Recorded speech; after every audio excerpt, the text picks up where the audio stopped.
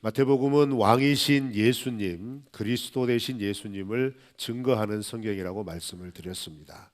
우리가 이번 주간 말씀을 묵상하는 주요한 흐름이 오늘 본문 말씀과 굉장히 중요한 연관을 갖습니다.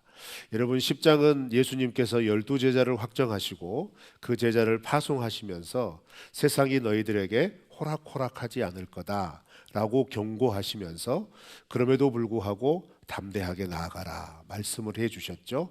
그래서 11장 12장은 이렇게 제자들이 파송이 되어서 그리고 예수님이 제자들과 함께 더욱 갈릴리 지역을 돌아다니며 말씀을 증거하시고 여러 가지 이적을 베푸실 때 그에 따른 사람들의 반응에 대하여서 기록을 하고 있습니다.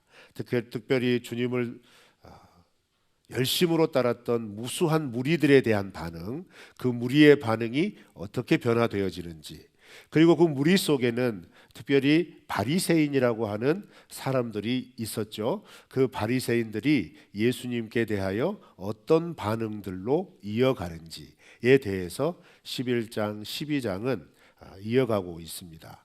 특히 이제 12장에 들어서는 예수님께서 메시아이시고 그리스도이신 것을 구약 성경에 예언한 대로 말씀을 증거하는 현장에서 맹인이 눈을 뜨고 귀신 들린 자가 귀신에서 해방이 되어지는 이 이적들을 통하여서 확실하게 증거하고 있는 와중에 그것을 바라보는 바리새인들의 시각은 저것은 하나님 메시아이신 그리스도의 능력이 아니라 귀신의 왕의 힘을 힘입어서 이와 같은 일을 행한다라고 하는 바리새인들의 입장이 점점 확증 편향되고 있는 상황을 우리에게 보여줍니다. 그런데 왜 이렇게 바리새인들이 예수님을 바라볼 수밖에 없었는지에 대해서 12장은 소위 안식일 논쟁이라고 하거든요. 안식일과 관련된 예수님의 가르침과 바리새인들의 견해가 충돌을 하고 있는 거예요. 그래서 12장 14절 말씀에 보시면 이 안식일 논쟁의 두 번의 논쟁을 거친 다음에 예수님에 대한 바리새인들의 입장이 확고하게 설정이 됩니다. 그것은 그때로부터 바리새인들이 예수님을 죽이기로 결심하고 서로 모의합니다. 어떻게 예수님을 죽일까? 이렇게 모의했다고 그러죠. 그리고 이 14절에 바리새인들의 이 결심이 확연하게 드러난 다음에 마태는 무슨 사건을 배치하냐면 역시 이사야 35장이나 다른 부분에서 메시아로 오신 이의 확실한 증거로 예언된 귀신을 쫓아내고 말 못하는 자가 말을 하고 듣지 못하는 자가 듣게 되는 이 놀라운 증거들을 예수님이 다시 보여주시는 기적을 보여줍니다. 기록을 해놓습니다. 그래서 오늘 본문 말씀에서는 특히 이것이 한꺼번에 이루어진, 즉 귀신 들려서 말도 못하고 보지도 못하는 사람들이 데려왔는데 예수님이 그 사람에게서 귀신을 쫓아내시고 그 사람이 귀신이 나가니까 말을 하게 되고 듣게 되었다라고 하는 이 놀라운 사실에 대한 기적을 보여줍니다. 그러니까 그 현장에 있었던 무리들의 반응과 바리새인들의 반응이 분명하게 갈립니다. 오늘 본문 말씀은 그 무리의 반응과 바리새인의 반응이 확연하게 드러나면서 바리새인들이 또 이 사건에 대해서 평가를 하는 거죠. 그 평가에 대한 예수님의 반박이 주로 내용을 이루고 있습니다. 여러분, 이 말씀을 통해서 하나님이 우리에게 주시는 메시지를 세 가지 정도를 살펴보도록 하겠습니다. 먼저 오늘 본문 말씀 22절을 다 같이 한번 읽어보실까요? 22절입니다. 시작.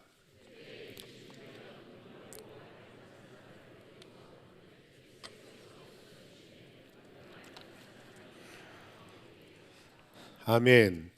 그때에 라고 했던 건 방금 설명드렸던 이런 상황이 펼쳐지고 있을 때라는 건데, 여기에서 우리가 간과할 수 있는 것이 한 가지 있는데 뭐냐면요, 마태는 이 기적 사건을 기술을 하면서 기적이 어떻게 일어났는지, 어떤 과정이 그 속에서 보여졌는지에 대해서 상세히 기록하지 않습니다. 단지 귀신 들려서 말 못하고 보지 못하는 사람이 치유함을 받았다, 이렇게만 기록합니다.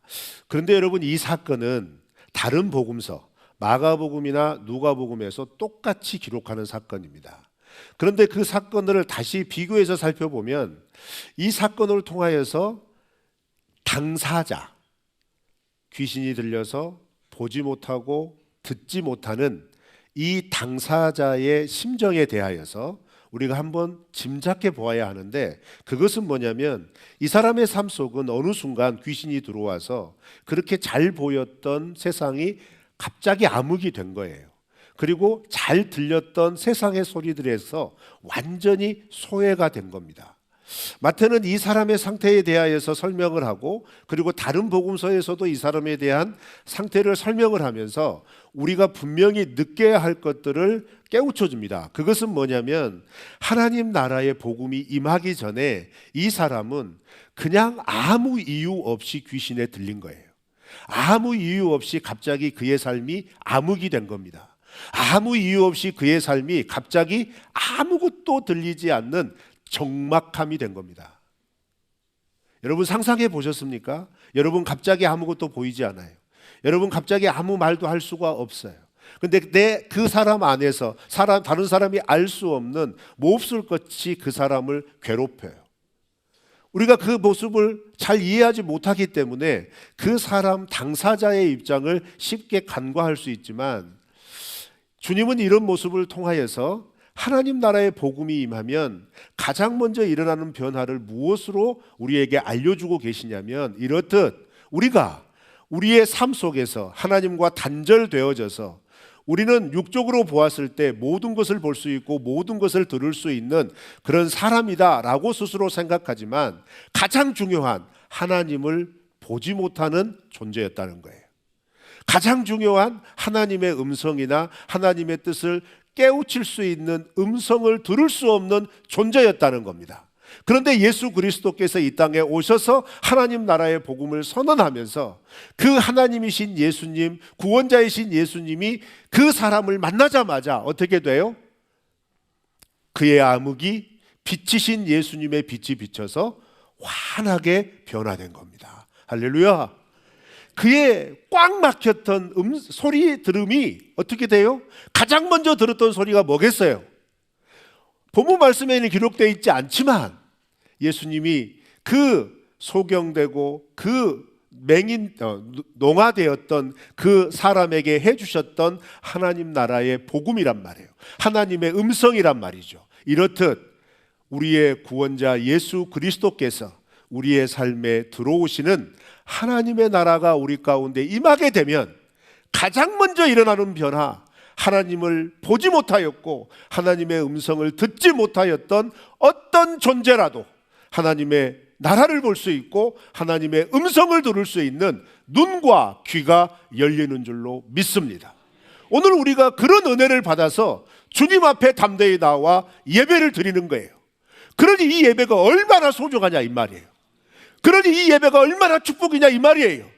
하나님의 음성을 들을 수 있고 하나님이 행하시는 일을 우리의 영적인 눈을 띄워주셔서 보게 하신 이 놀라운 은혜를 증명하고 누리는 자리가 하나님 앞에 드리는 예배인 겁니다.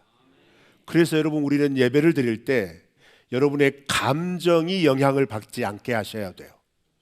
여러분의 상황이 영향을 받지 않게 하셔야 돼요. 그럼 어떻게 예배를 드려야 됩니까? 우리의 눈을 띄워주시고 우리의 귀를 열어주신 그 하나님을 향하여 보고 듣는 간절한 사모함으로 어떤 상황과 여건 속에서 하나님께 집중이 맞춰진 그러한 예배를 드리시기를 축원합니다. 그렇게 되었을 때 살아납니다. 그렇게 되었을 때 그리스도인들에게 주시는 하나님의 은혜가 풍성하게 임하는 줄로 믿습니다. 그런데 이 놀라운 일이 일어났는데 무리들이 그 모습을 보고 어떻게 반응했어요? 다윗의 자손이 아닌가 이렇게 반응합니다. 여러분, 이 부분에 대해서는 두 가지 해석이 있어요. 무리들이 드디어 예수님이 메시아이신 것을 깨달았구나라고 하는 반응에 해서 사실 다윗의 자손이라고 하는 유대인들의 표현은 메시아, 구원자라고 하는 말과 동일한 말입니다. 그러니까 마태복음에서 치유받음을 받은, 특별히 9장에서 그게 등장하지요. 귀신 들린 두 맹인이 역시 예수님을 만나서 예수님께 가까이 가자 예수님이 명령도 하지 않았는데 귀신이 떠나가 버려요. 그러니까 그 맹인들이 보게 되잖아요. 이런 사건을 보면서 이 사건 속에 마태가 보여준 게 뭐냐면 그 맹인들이 예수님을 부를 때 어떻게 부르냐면 다윗의 자손이여, 다윗의 자손이여, 나를 불쌍히 여겨 주십시오, 우리를 불쌍히 여겨 주십시오 라고 외치면서 따라왔어요. 맹인들에게 예수님은 자기를 이 흑암에서, 이 짙은 암흑에서 건져줄 유일한 메시아, 유일한 구원자란 의미였다는 겁니다. 그런데 그 소리를 외치면서 쫓아오는 맹인들을 예수님께서 귀신을 쫓겨나게 하시고 치료해 주시면서 하신 말씀, 당부하신 말씀, 그 말 어디 가서 하지 말아라, 이 일을 아무에게도 얘기하지 말아라 라고 당부하잖아요. 그런데 그게 사람 마음대로 돼요? 여러분, 은혜 받으면 가장 큰 변화가 뭔지 아십니까? 입이 간질간질해지잖아요. 그러지 않으세요? 은혜를 안 받아보셨나요? 하나님의 은혜를 받으면요 말하고 싶어요. 그러지 않습니까? 우리가 예수 그리스도의 복음을 받아들이고 예수님을 깊이 경험하면 가장 먼저 하고 싶은 건, 야, 이 예수님 누구한테 소개할까? 야, 이 예수님 누가 필요할까? 이런 마음이 막 일어나잖아요. 똑같은 마음인 거예요. 그런데 맹인들만 그랬어요. 9장에서는 10장, 11장, 12장을 넘어오면서 이제 무리들이 그 반응을 하기 시작한 겁니다. 이야, 이거 다윗의 자손 메시아 아닌가? 라고 하는 반응이 분명하게 일어나고 있는 겁니다. 그런데 또 한 가지 해석은 뭐냐면 무리들이 반신반의하는 거예요. 진짜 다윗의 자손일까? 야, 이거 이사야의 예언에 따르면 우리에게 오시는 메시아가 오면 이런 일이 벌어진다고 그랬는데 정말일까? 이런 거예요. 이런 표현으로 기록을 했을 수도 있다, 이렇게 해석을 하는데요. 왜 이런 반신반의하는 현상을 보이냐면요, 이유는 딱 한 가지입니다. 유대인들이 고대하는 메시아는 틀에 정해져 있어요. 그 틀에 정해진 게 뭐냐면 지금 로마의 압제를 당하고 있고 여기저기 치여서 곤란과 어려움 속에서 소리 한번 제대로 내지 못하고 기 한번 펴지 못하는데, 우리를 구원하여 주실 메시아가 오시면 다윗의 왕국의 때처럼 큰 소리치며 살 수 있다 이겁니다.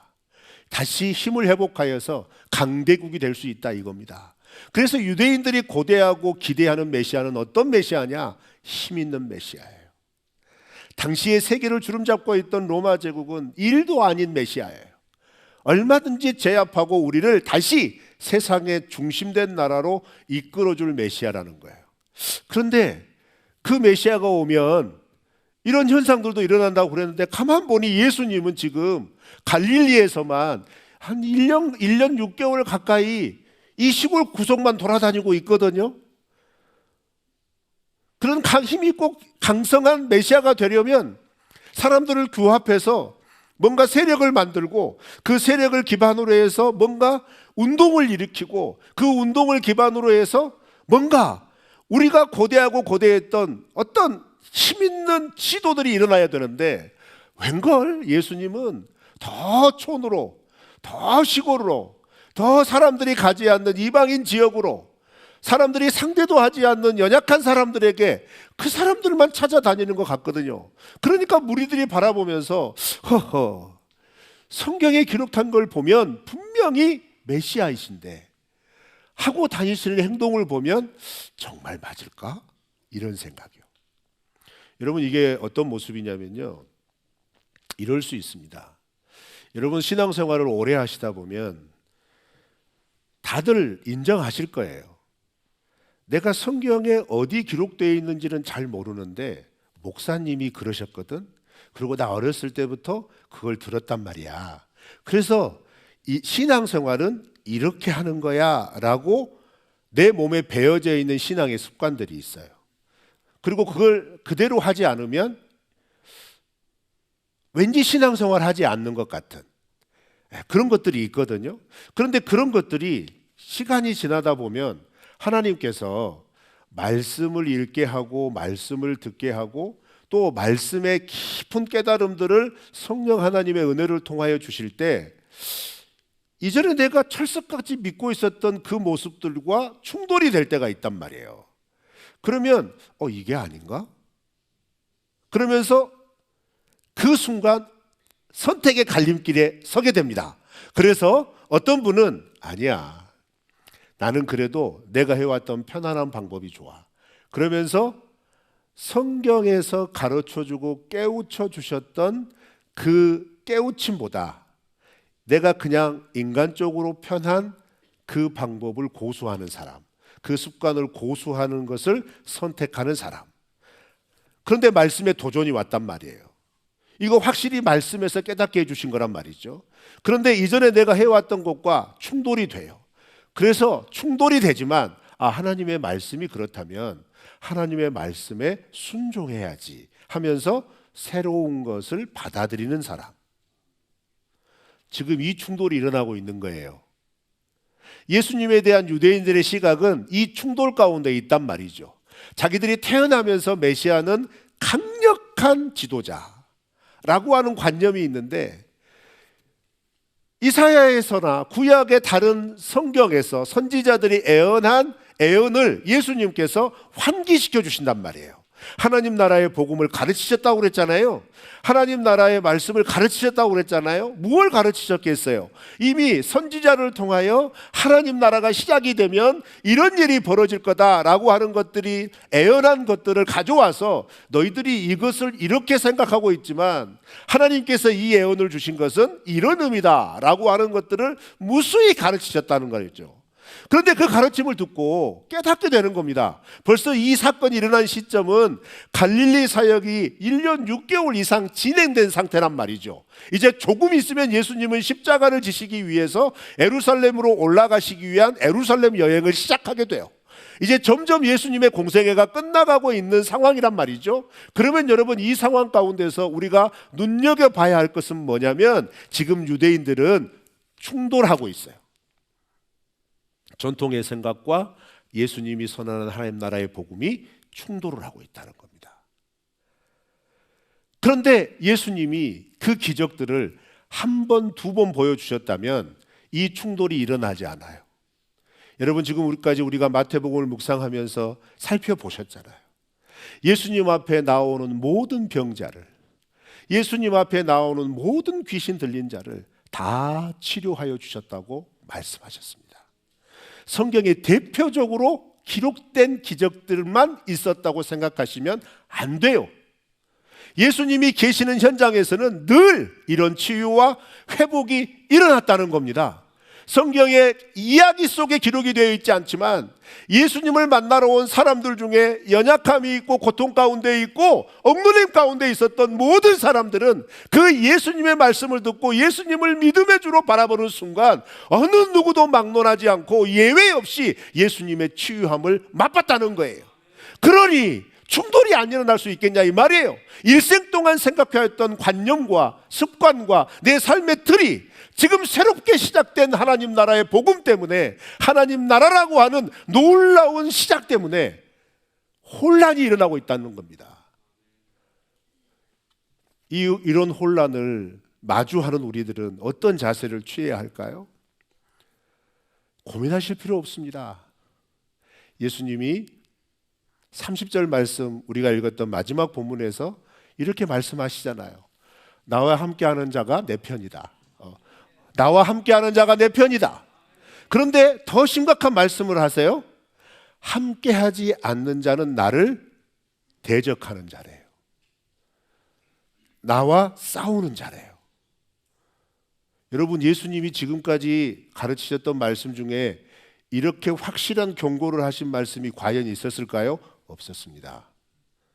권면이나 권유나 어떤 이야기를 통하여서 깨닫게 할 수 있는 그런 이야기들을 펼치셨는데 지금 이 시점부터 더 엄밀하게 얘기하면 바리새인들이 예수님을 잡아 죽일 의도가 시작된 이후부터는 예수님의 가르침이 명확해집니다. 너희가 새롭게 시작된 하나님의 나라의 편에 설 건가? 여전히 이 세상의 가치와 이 세상의 풍요와 이 세상의 습관과 이 세상의 전통과 관습에 따라 이 세상 가치에 머물러 있을 것인가? 그런데 이것을 판단하는 예수님의 기준이 뭐냐면 이 세상의 기준과 이 세상의 전통과 관습으로 그 안에 머물러 있으면 살아가는 게 편안합니다. 왜요? 지금까지 그렇게 살아왔으니까요. 그런데 하나님 나라의 복음으로 새롭게 시작하려고 한다면 이 모든 것을 다 내려놔야 하는 거예요. 하나님이 가르쳐 주신 것으로 새롭게 도전하고 시작해야 한단 말이죠. 그러니 사람들 사이에 이런 반응이 당연한 겁니다. 아, 다윗의 자손이시구나, 메시아이시구나, 나 그 메시아를 따라가야지 라고 하는 사람들이 생기는 반면에 메시아인가? 이게 뭐예요? 고민이 되는 거예요. 그런데 여기에 또 한 부류가 등장하죠. 바리새인입니다. 바리새인은 이 예수님의 기적을 바라보면서 분명하게 외칩니다. 귀신의 힘으로 이 기적을 행하는 거다. 저가 바알세불의 힘이 아니면 이 일을 행할 수가 없다라고 이야기합니다. 여러분, 근데 이런 바리새인의 평가는요, 이미 9장에서 두 맹인을 치유해 주신 사건을 통해서 보았을 때 점점점 더 의도적으로 이렇게 몰아가고 있어요. 왜냐하면요, 당시 유대 사회에서는 귀신을 쫓아내는 일에 있어서 두 가지 판단이 이루어졌습니다. 어떤 판단이냐면 첫 번째는 바리새인들 가운데서도 귀신을 쫓아내는 사람들이 있었어요. 여러분, 예수님만 귀신을 쫓아냈다고 생각하시면 안 돼요. 오늘 본문 말씀을 보면 특히 이렇게 기록하는 말씀을 한번 살펴보시겠어요? 여러분, 오늘 본문 말씀에 몇 절을 보시냐면요, 27절을 한번 보실까요? 27절 다 같이 있습니다. 시작.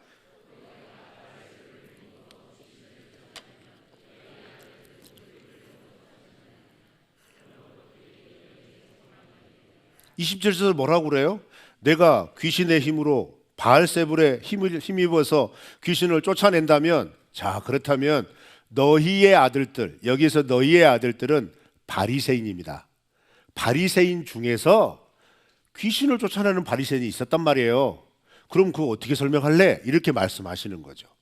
그런데 이걸 설명을 하시면서 예수님께서 말씀하시고자 하는 건 무엇이냐면, 지금 바리새인들은 예수님을 죽이기로 작정을 한 겁니다. 그래서 예수님을 죽이기로 작정하기 위해 죽일 구실을 찾기 위해서 지금 이 시점에서는 어떤 구실을 사용하냐면, 여러분 희한하죠? 9장부터 12장까지 오면서 바리새인들과 충돌했던 부분은 안식일 외에 귀신을 쫓아내는데, 그 귀신이 쫓겨남을 받은 것 중에서 맹인이 눈을 뜨고, 맹인이 들리고, 아닌가? 맞죠? 여러분, 제가 지난 일주일 동안 캄보디아에서 힘들었어요.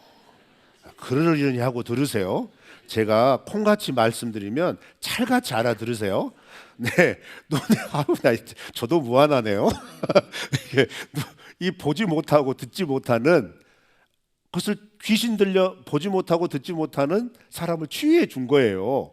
그러니까 이 사건과 관련돼서, 즉 이사야 35장에 예언된 메시아가 임하면 소경이 눈을 뜨고 듣지 못하는 자가 듣게 된다라고 하는 이 예언에 관련되어져서 바리새인들이 그건 메시아가 오셔서 한 일이 아니라 귀신이 하는 일이야.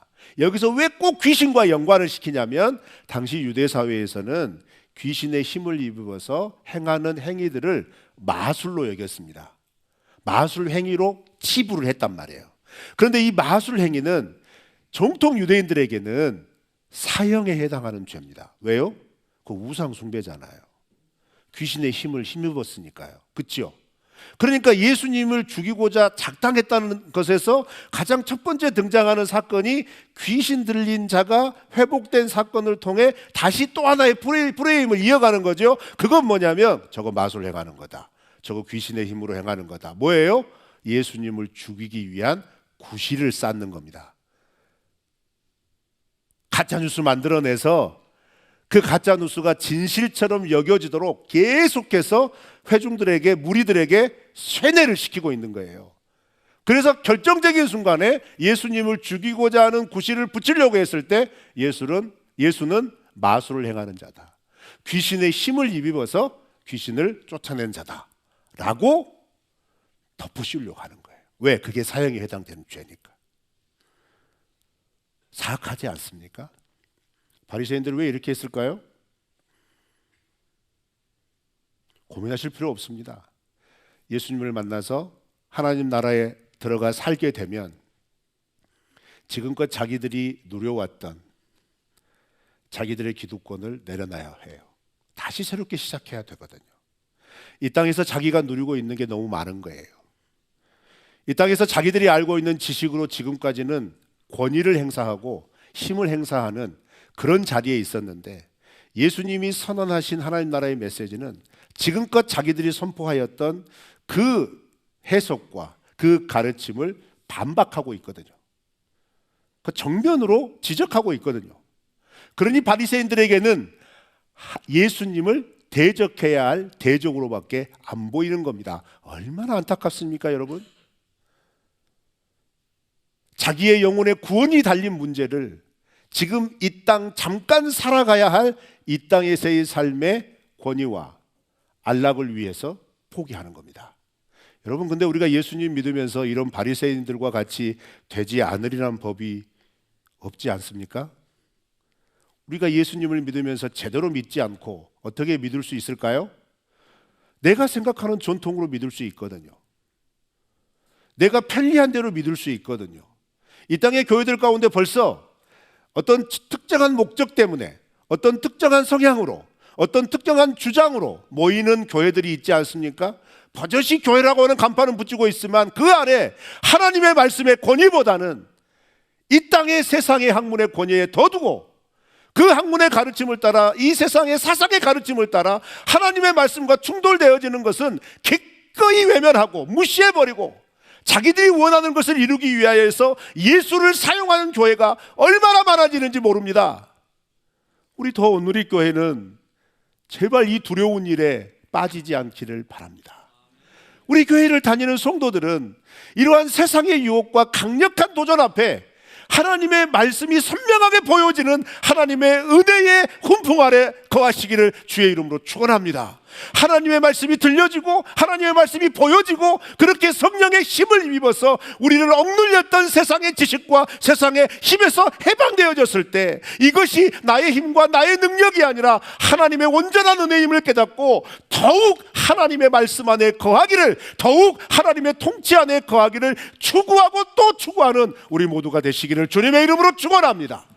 바리새인과 같이 되지 않고 주님을 주님답게 바라볼 수 있는 믿음, 그것은 오늘 예수님이 우리에게 분명한 힌트 한 가지를 주시죠. 하나님의 성령을 힘입어. 하나님의 성령을 힘입어. 이미 우리 안에 이 성령님 계시지 않습니까? 이 성령님의 도우심을 의지하고 또 의지하며 나아갈 때 오늘 우리가 하나님의 나라를 살아낼 수 있고, 보지 못하였던 흑암에서 빛을 보여주신 예수님을, 듣지 못하였던 하나님 나라의 복음을 선명하게 들을 수 있어서 오늘도 하나님의 말씀으로 능히 살아낼 수 있도록 은혜를 베풀어 주실 줄 믿습니다. 우리가 이렇게 이번 한 주간 살아가시기를 주님의 이름으로 축원합니다.